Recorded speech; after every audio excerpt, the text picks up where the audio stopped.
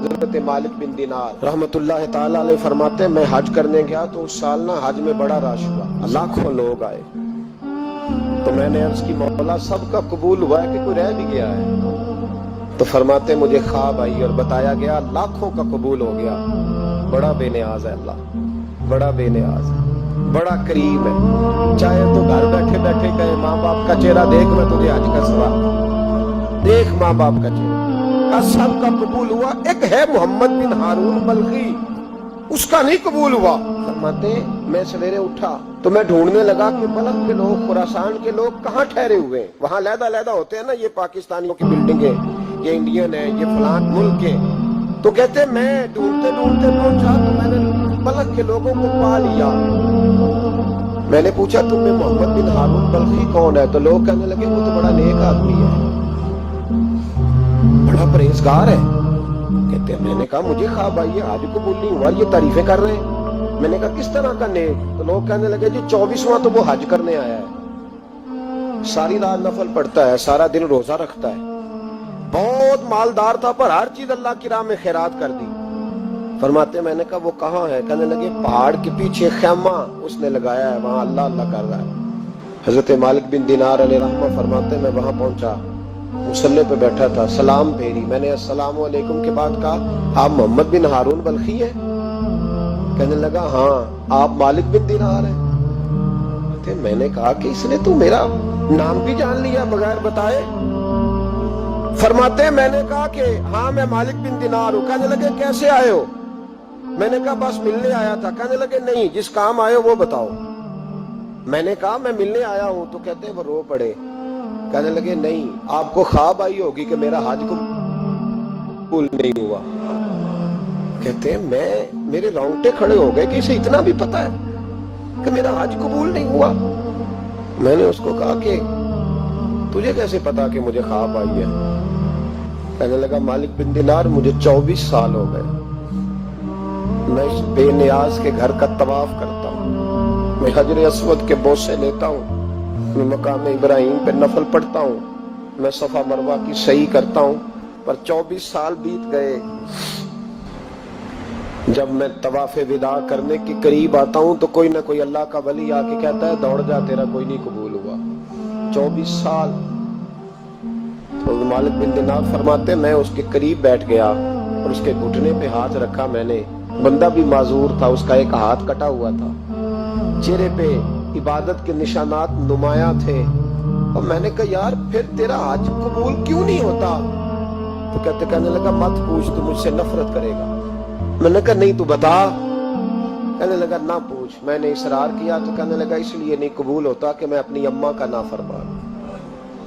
تے ماں کا نافرمان کیا ہوا؟ تو کہنے لگے اللہ نے دولت دی، جائیدادیں، گھوڑے، زمینیں، میں عیاش ہو گیا، میں اللہ کے دیے ہوئے مال کو ناجائز جگہ خرچ کرنے لگا۔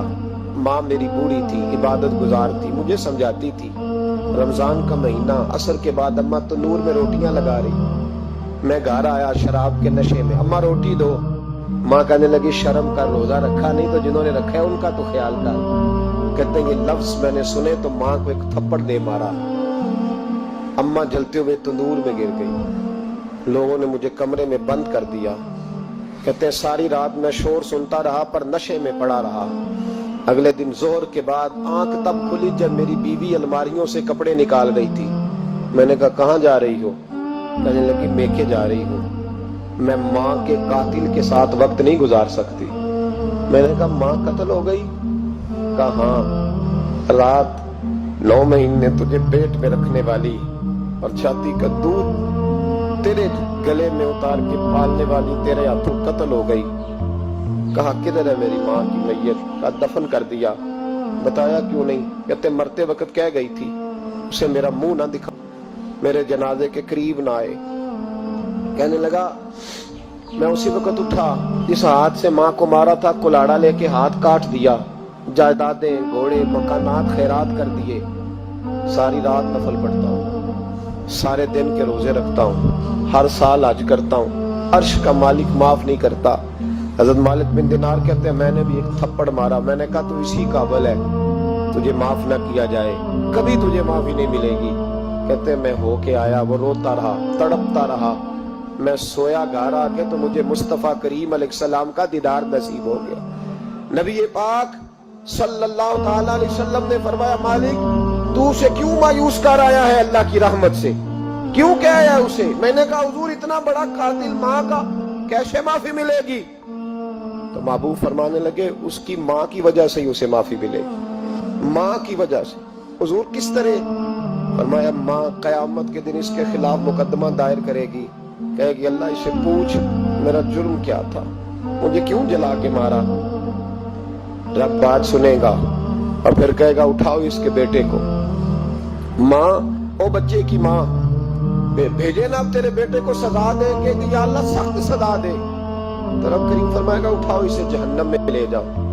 مصطفیٰ کریم فرمانے لگے جب زنجیریں ڈال کے فرشتے دوزخ کی طرف لے جا رہے ہوں گے نا تو پلٹ کے ماں کی طرف دیکھے گا، تھوڑا پھر آگے بڑھیں گے تو پھر دیکھے گا، پھر دوزخ کے قریب جائیں پھر دیکھے گا اور کہے گا اماں جی مجھے جلائیں گے، مجھے تکلیف ہوگی، زندگی میں جب درد ہوتا تھا تیرا نام میری زبان پہ آتا، اماں مارنے لگے ہیں مجھے، جلائیں گے۔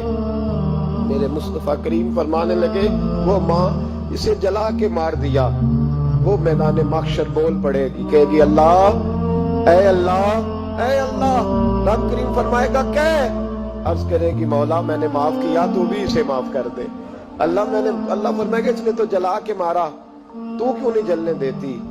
حالانکہ اللہ سب جانتا ہے، کہے گی مولا میں تو ماں ہوں نا، کیسے موقع دوں؟